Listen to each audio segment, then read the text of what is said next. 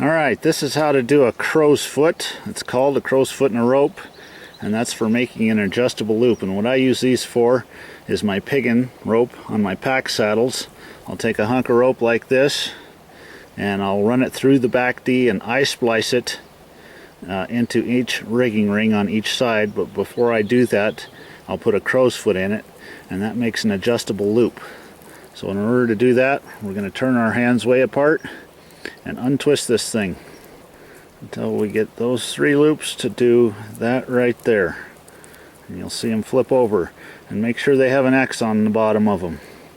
Some of them will get turned out like that. That's not going to work. Make sure they have an X on the bottom.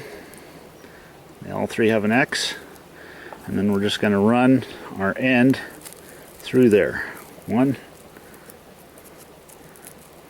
2, and 3. Okay, and that's a crow's foot there. And this is an adjustable loop. We can slide this up and down, make the loop smaller, or we can slide this way, make our loop bigger. But as long as there's tension on this thing, it's going to lock in.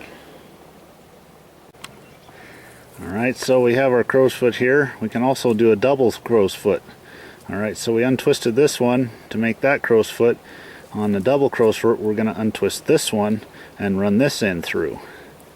Alright, so we're going to untwist this booger, get all 3 loops to twist for us. Alright, make sure there's an X on all of them, and then we're going to run this through. Through 1, through 2,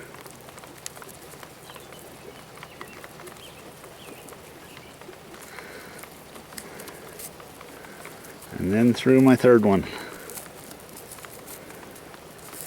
Alright, and now we have a double crow's foot. And here again, I can still slide this thing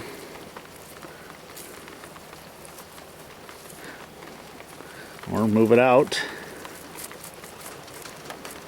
and make a smaller loop.